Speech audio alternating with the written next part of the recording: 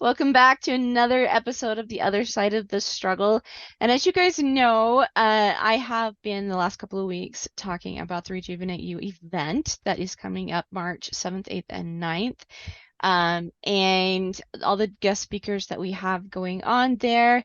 And I have to introduce you to another guest speaker that I am just really loving getting to know. She's been super fun, has a lot of like the same kind of messages and things that I do. And so, but just with a little bit of a different perspective. And I love what she does. She talks about healing from familial trauma, right? Instead of just the actual personal trauma, like she's coaching families and deep relationships through some really hard things because she herself has experienced these things as we've chatted a little bit before getting on and doing this call today. But I really want to introduce you guys to Dawnese Oppenshaw. I'll let her tell you guys a little bit about herself, but I think you guys are really going to love what we're chatting about today. Well, thank you, Erin. It's so good to be here with you and all of those who are watching. So I am essentially a family relationship coach, and my intention and purpose is to create healing in families, and it's multi-generational because we don't get away from whatever we've learned. I've had fascinating conversations in my head and with other people about the whole nature and nurture. And as Erin and I were talking, so I have three children, two who, well, they're all adults now. And my last child is adopted, and we adopted her at age 5 from foster care. And so there's been a lot of learning through experience, and Mm-hmm. we've had our share of navigating trauma. And it's been a journey. And so from that, I really realized, well, family is, focus on the family is that whole focus, and healing is really about creating wholeness, and it's creating wholeness within our homes and our family, and connecting those generations. And it all starts here with me. That's what I I love realized, that. right? Like nothing changes until I realize what's going on inside of me, that Right. allows me to see things through a different lens, and now approach people in my life, particularly my family, with a different perspective. I love that so much. When you're talking about, it starts with me, it starts with me, it starts with me. That's like so true. That's been the key to my own story and my own journey, like helping my kids navigate some really tough things, helping my husband navigate some really tough things, and myself as well, And a little bit into my background, like one of the things that keeps bringing up is this thought of in order for things to change, I must change. For things to get better, I must get better, right? And I remember the first time I heard that, I wanted to huck a tomato at the guy's face. I was so mad. I was angry. Like, how dare he say that from the stage? And I was in this audience fuming, right? And but man, as I really just sat in that energy and sat with that for a little while, I realized like the truth of those words. Like that's really like one of the key foundational pieces in healing, you know? Truly. Like if people are still struggling with trauma in the family and things like that, like turning it in, taking some ownership and saying, okay, what do I get to take responsibility for? What do I get to heal is Well, like key. yeah. And here's the thing we don't want to hear is it's 100% up to me. Mm-hmm. I'll share with you a philosophy, like it's not 50-50. For me in relationships, everybody gets to bring their 100. Brene Brown talks about this, and I love how she talks about it in relationship with her husband. She still is like a 50-50, but but I love what they've connected around, and that is she and her husband will communicate with one another. Is like, hey, I'm having a kind of an off day. I'm bringing in actually no, they don't do 50-50. She does 100-100, but it's like the husband might come in and say, hey, I'm having an off day, I'm coming in at a 60% today. She's like, okay, well, I'll make up that 60% or whatever, that 40% or whatever. And so it's just really interesting, but we get to come into every relationship with our whole self. Mm-hmm. I am responsible for how I respond to whatever happens to me in the world 100%. I don't get to give that away, because if I try to, it's fascinating, but if I am showing up less than my 100%, I'm most likely in victim story. Mm-hmm. And if I am showing up in over 100%, trying to do everything for everyone else, or even just one person in my life, I am now in my martyr story. Mm-hmm. And so it's 100% that I'm responsible for how I perceive everything and how I interpret what's going on, the conversations, everything around me. Yeah. And you're talking about like the martyr, talking about the victim, you're actually hitting on something that I talk about on this podcast. A friend of mine, Daniel Adams, has talked about on this podcast, and that's the drama triangle, Oh, yeah. right? And that's exactly what we're dealing with here. And I think this is like key because, we're talking about like how to protect children when my spouse is heavily into pornography. That drama triangle is major in seeing where you're at and being able to make a decision forward, because if you're viewing your husband as the villain, 100% the villain, and you're over here trying to be the hero and your kids are the victims, you know, it's really hard to see your way forward when you're stuck in that kind of a triangle, that kind of cycle.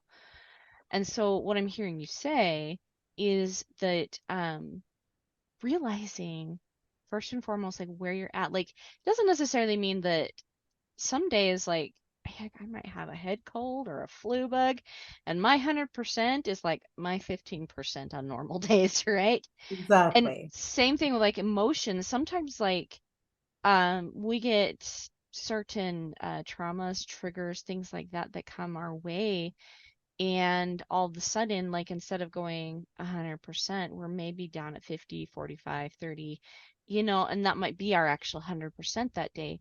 But what it means is being 100% in ownership of your life over your situation. And because when you're in ownership, you actually have control over the do. When you're in blame, you have no control. You're sitting there saying that all the control lies with this person, and I have to wait for that person to either apologize or get their head on straight or whatever it is before I can actually experience what it is I want to experience. And that's a very, very dangerous, I feel like, situation. So, talking about like changing our getting out of that drama cycle for just a minute,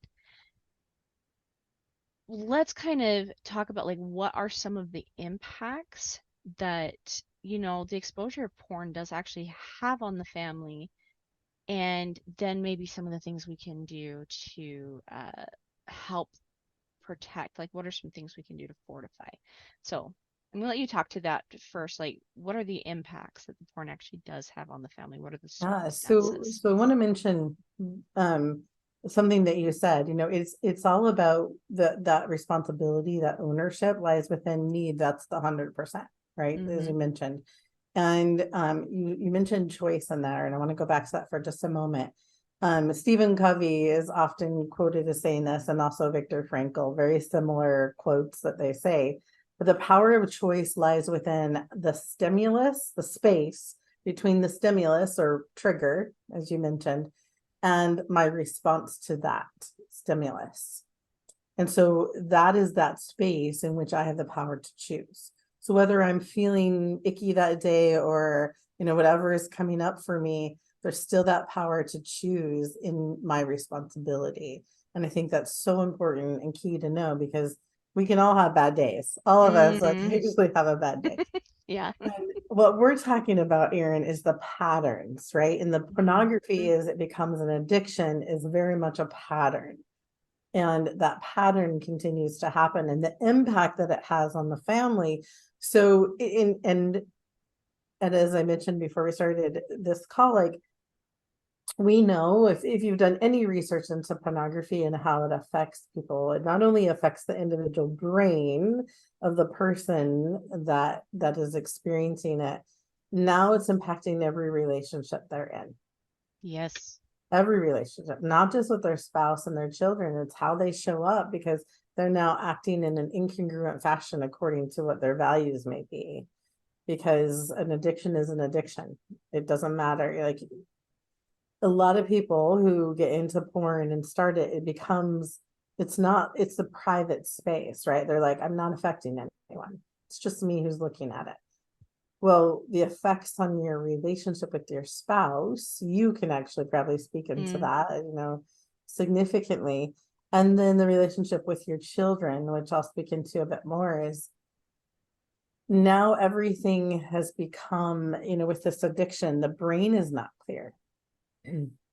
My idea of a relationship is now tainted, Mm. particularly with my spouse, and tainted in a way that there's unrealistic expectation.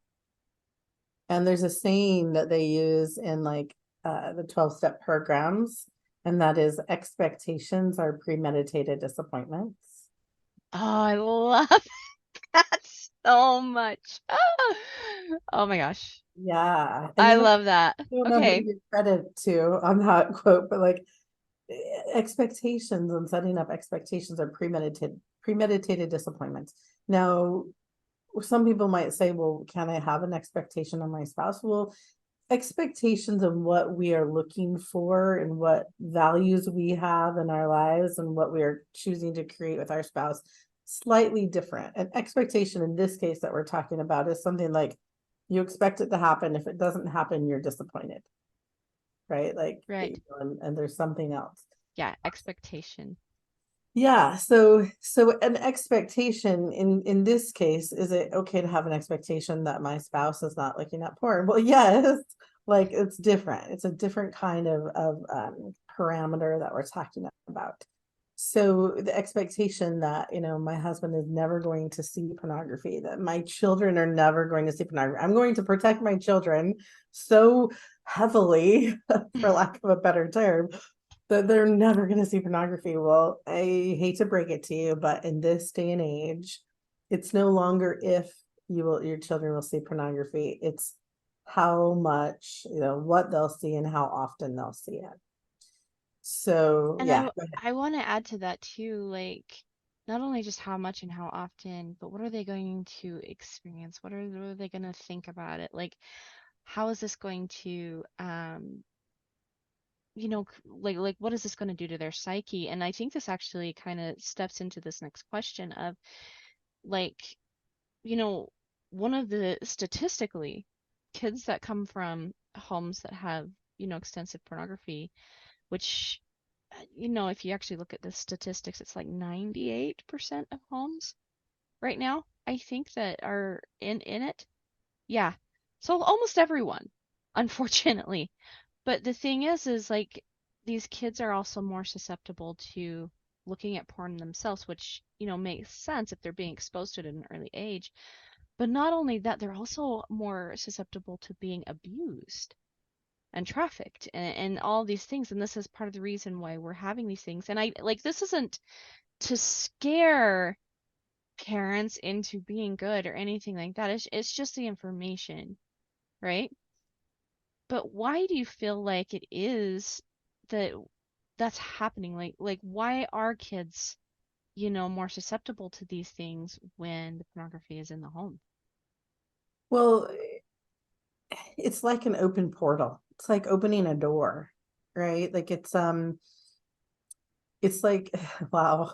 I'm thinking about this in a different way right now. So thank you for allowing me time to process through this as we. So, but if you think about it, when a door is closed, no one's walking through it. When we've opened that door, when we've even cracked the door open to allow some of that in, or, so I'm currently dealing with a sugar ant issue. haven't had bugs in my place forever and ever. And all of a sudden these ants just like, poof, just appeared. I'm like, where in the world did they come from? Well, I was watching just a couple days ago how one or two or three, five ants were coming, it wasn't a lot. And intuition said, get these taken care of right away, or else you're going to have a lot more ants. Well, it was at night and I didn't get to the store to get some stuff. And so, sure enough, the next day there are ants all over my kitchen counter. So, like, oh, I know, gross, because I have Italian soda syrups that are out and I got them sealed really quickly. But the point being is, like, these ants have now found an entry, right? They had now found their way to my home and Mm-hmm. they called more ants. There's like, and so anytime we open the door to something or we don't seal something properly to keep, the ants will find a way in, but then it just allows for a buildup to happen. And so if one of, the adults, or even if it's a teenager that's looking at first, who's looking at some of the pornography, it's now just opened this, I'm going to say spiritual portal. Like, it's like there's just now this attraction that is Yeah. coming into the home. Yeah. And the impact, we know, addiction and drugs and the dopamine hits and all of that. Here's the other thing, Erin, too, like, it affects the brain. Like, we know that pornography is a dopamine hit, just like drugs. That's how Yep. things an addiction. But think about a mind of a child who is not fully, it's not fully developed. The frontal cortex is, now it's age 25. It used to be like 21. Now it's gone all the way up to 25, that frontal cortex is not completely developed. So my reasoning is not completely there. And so now we've opened this portal. They don't have the full frontal cortex to create, reasonable boundaries. And think about this too. I believe that a lot of the adults who struggle with pornography probably saw it before they were, Mm-hmm. Oh yeah. and it just keeps coming up. And now it's about this choice between that stimulus and that response, and that choice, that power within that choice they feel is weakened. Mm-hmm. And so I'll just share really quickly, like, when our kids were little, it was so much easier. So I have three adult children now. My youngest is almost 19. And when we taught them see something, say something concept, right? Like, Mm-hmm. if you see a picture pop up on the computer, immediately turn the computer off and go tell mom and dad, right? Right. Like, it was so easy.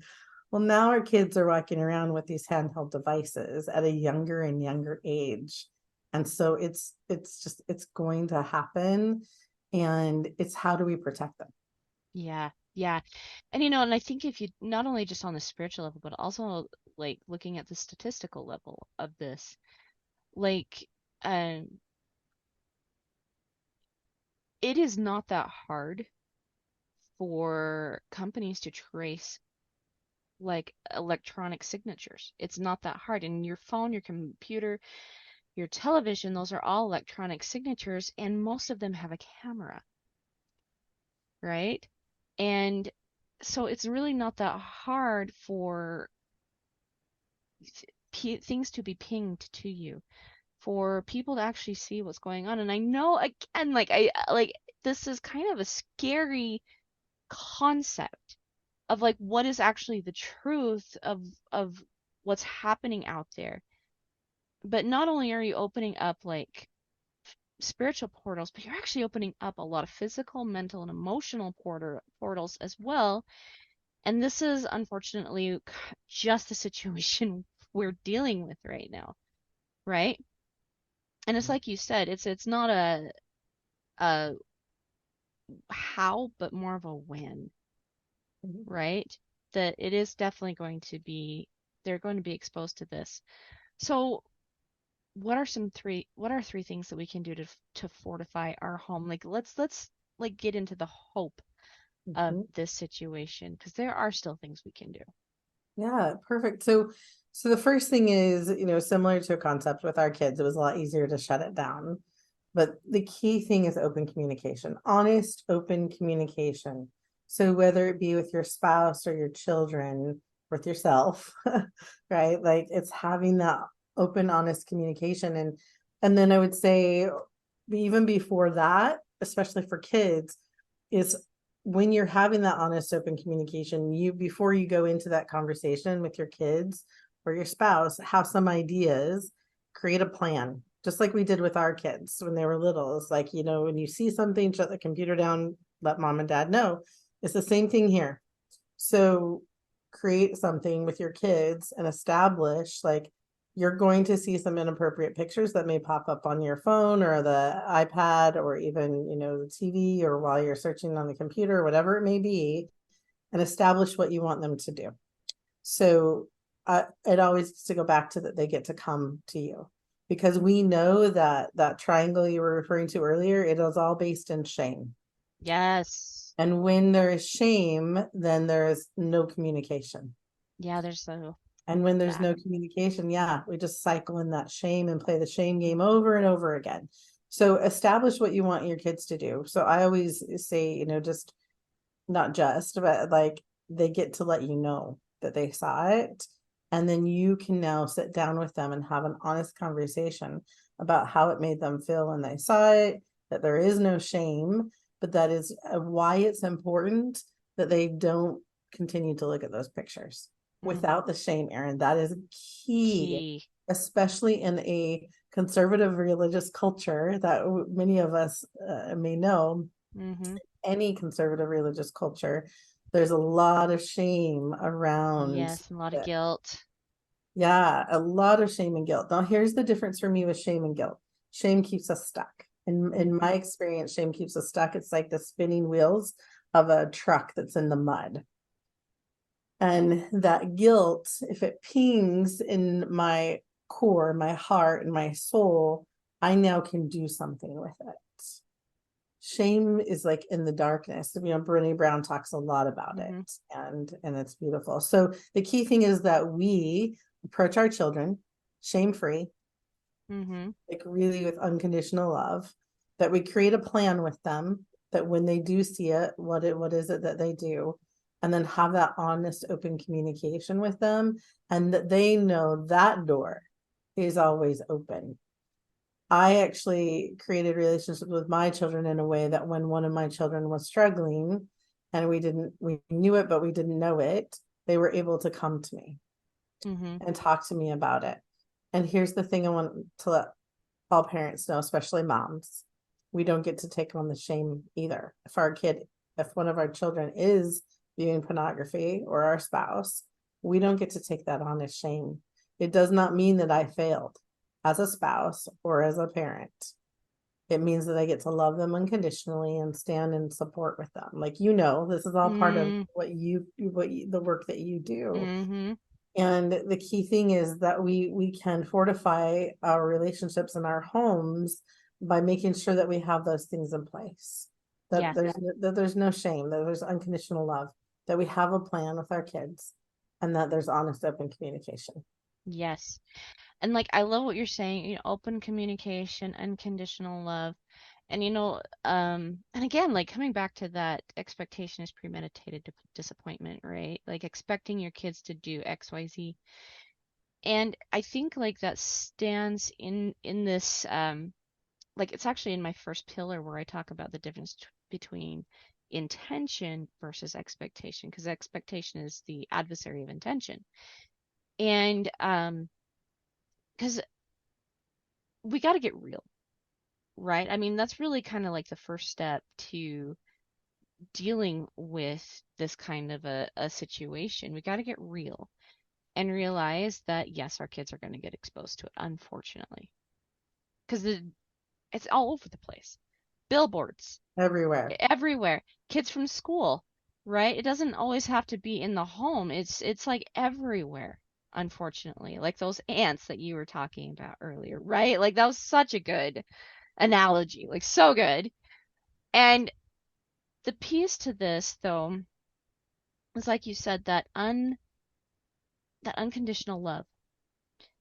Love is never conditional. There is no love that is conditional. If it's conditional, that's not love, that's shame.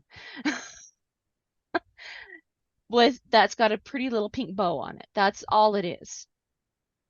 That is truly all it is. Because if you think about it for just a second, you know, I've gone through, everybody has gone through, I think, times where we have had shame heaped on us, you know, all in the name of love. Or like people have pulled away from us because of something we've said or something we did that they didn't like, but yet they're giving us all this shame and all this guilt tripping and like all of these things, all in the name of love. That's not love. That is not love. True love, yes, like there have been times where I've had to pull away from people because they were no longer a safe person. But I did it in love, realizing that it was the best decision for me and for the other person. That's a whole other ball game. But when a child is coming to you, or a spouse even that's coming to you saying, "I am having a struggle," I think like this actually brings us into like the second piece that I would specifically say is necessary for fortifying your home from pornography, and that is to heal you. Arm yourself with these abilities to be intentional, to take ownership, not of somebody else's things, but ownership of your emotions, your thoughts, your actions, like everything that is you, taking some really serious ownership of that, and then like getting really, really congruent with your values. And you mentioned that, incongruent with your values, right? Because we have so many distractions in this life, and that's actually the adversary to the third tier that I talk about in healing from trauma. But so much distraction causes, I feel like, us to weaken our foundation. It causes us to feel like there is no hope. It causes us to feel like there's nothing we can do. Like it causes us that anxiety and that fear and all of these really, really negative pieces, and it keeps us in a shame cycle all of it on its own. And so like arm yourself with the tools of truth and logic and unconditional love for yourself, for your family, for everyone involved. And it's amazing to see what happens. You know, I mean, I can say, and you can probably say this too, my kids have definitely been exposed to it. I'm sure your kids have been exposed to it. And I know, like, so many of my friends, family members, they've been exposed to it. I've been exposed to it, for crying out loud. You know, and it's not by anything I've done intentionally. It's just there. Unfortunately, it's too easy to find. You How know? we act in the face of seeing it Mm-hmm. is what we get to be clear about, because you're talking about Mm-hmm. it starts with me and what am I modeling for my children, and if a spouse is in heavily into pornography and how it's affecting the family, like we get to have those open dialogues with one another, and it's supporting each other in a way that is unconditional. I love how you said that. It is not love if it's conditional. Mm-hmm. It's so profound. And you think about it, like one of the things I will tell you that's a kind of a mechanical piece too is we were and still are with our 19 almost 19-year-old very intentional about what apps we would let our kids have on their phones and Yes, same here. devices. So that is also a critical piece, because there are some apps I did not know, Aaron. First of all, I did not know that iPods, when we got our son's iPods, because I wasn't getting them phones, partly Mm-hmm. because of the internet or whatever. I didn't know iPods had internet access. Okay, this was way back. I remember those, yes. This was 13 years ago when my first child got an iPod, and I was like, I just thought they were like games and music and stuff on it. So that was a fun learning lesson for me when he came to us the first time as a 12-year-old telling us he had seen something and was uncomfortable with it. But the other thing too is like these apps is just being in. I also didn't know that on Instagram you can hashtag search just about anything.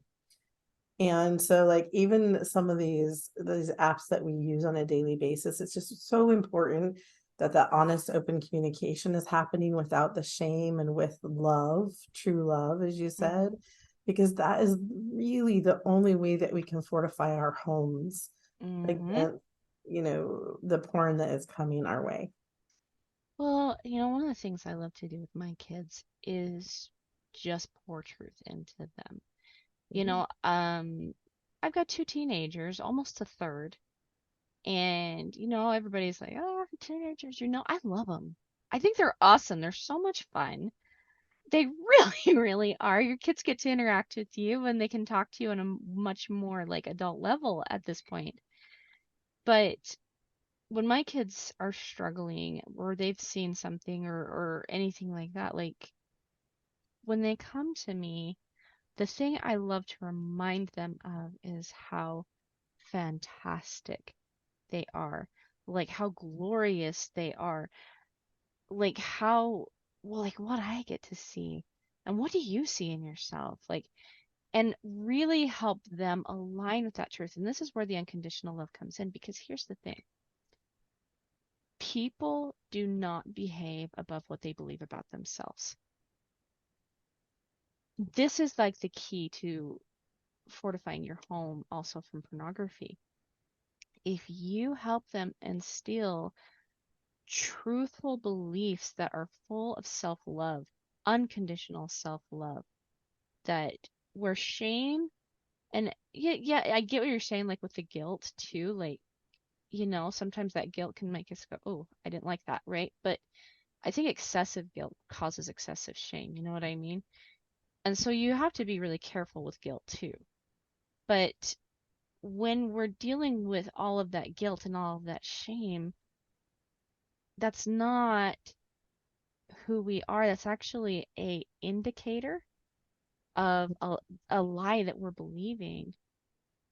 And so when we get to shift that into truth, like, hey, guess what? Did you know you're a rock star? Did you know you're a goddess? Did you know you're a freaking general? Like, did you know these things? Because that's true. And the more you instill the truth in your children, the less they have a desire for this. And I've seen that true for my own children, you know, because they've come to me and they've definitely seen it and they're like, it is enticing, Mom. It is totally enticing. And I'm like, I know. But let me tell you something else that is even more enticing. And the more that they love themselves and they think that they're amazing and they get to come to me and talk to me about like absolute truth, the more joy they're feeling and the less they are feeling drawn to this on their own. That's powerful right there. That's so powerful. And yes, like anytime you're sitting in blame, shame, fault, guilt, any of that, it's going to cycle, right? The deeper it Mm-hmm. is. The key is that there's something that happens within me that I get to listen to. And I talked about a ping of guilt, whatever it is, it's not guilt so much as it's this communication that's happening on a soul level that something gets to change. And I believe that is centered in love. You were talking about that earlier, that true Mm-hmm. love that's unconditional. What I'm hearing you say about your sharing with your teens is how powerful they are. I love that. Like, do you know you're a goddess? Do you know you're a general? Do you know like it's really fortifying Mm-hmm. how they perceive themselves. And in that power that comes from me being in my authentic self and what my mom sees, she's reflecting back this amazing human being that I am, then I get to be that Mm-hmm. versus stuck in the mire and muck of addiction or whatever may be happening. And I know when someone believes in me, I show up differently. Yes. I show up differently. And it's also that beautiful space of like being intentional. You Mm-hmm. mentioned that earlier. It's about what are we intentionally creating? Exactly. Oh, I love it. I love it. And like again, I'm just gonna reiterate this again, like getting help for yourself first so you can fortify your kids like that. Because if you have that kind of a viewpoint of yourself, and then sometimes that's kind of hard to grab, because you've had so many experiences that have shown you something different, right? But if you can actually grasp the concept that you yourself are a goddess or a god, right? That you're an absolute creator, then you have the ability to give something that you have. You can't give what you don't have. And this is part of the reason why I'm saying, like, a key thing is to get support for yourself. And the ways to do that, I'm going to reiterate it again and come see us at Rejuvenate You. Or contact Dawnese, contact me if you're looking for some coaching. If you're somebody who's really seriously ready to get in and do some deep work so you can fortify your home, fortify your family, and fortify your relationships from the destruction that is the pornography drug. You know, Dawnese and I both have the skills in order to help you fortify that. So get in touch with one of us or really any of the people that have been on this podcast. And definitely go get a ticket to Rejuvenate You. Yes. I want to see you all there. It is absolutely such a beautiful space and healing, and Yes, creating the opportunity to be in a space with like-minded people who have that desire and intention to heal ourselves so that we can heal our homes and our neighborhoods and our communities and this world. So, and it all starts right love here. it. Ooh, I love it. It's gonna be so yummy. It really is. So, Dawnese, we are talking about freebies that we have created as well, and I know that you've created something free. Do you want to share that with us? Yes, so I have a call actually. It's a 30-minute call with me. And when you register by, we'll say September 15th for Rejuvenate You, you get to book a call with me. And it's a 30-minute, I call Save Your Sanity strategy Oh, call. I love that. Oh my goodness. So you'll walk away from that 30-minute call with one or two tools that you can implement right away that will support you in fortifying yourself and your home and strengthening you and what it is you're creating in the world. I love that so So much. we'll drop the link in the comments below. Love it. Okay, yeah, it'll be in the so make sure you guys check out the notes, the show notes, and then also in the description. I'll make sure to tag that in there along with Dawnese. Do you have a website as well, Dawnese? Yeah. So, well, my website is fullyinvestedfamilies.com, fullyinvestedfamilies.com, and then I will drop the link in here for you so that everyone has that for the call when they book their Rejuvenate You. So when they buy the ticket, you get to buy your ticket and let me know, and then you can certainly book that call with the link that Erin Beautiful. provides. Love it. Love it. Love it. All right, everyone. Well, Dawnese, thanks so much for hanging out with us today. Um, this was such a good call. Like, I have a feeling this is going to be a big hit in the in the podcasting world. So, I can't wait to chat with you again. Thank you so Thank much for you. being here. And Great thanks to be for, here. yes, thanks for everybody hanging out with us today. And until next week, I'll see you on the other side, guys. Bye.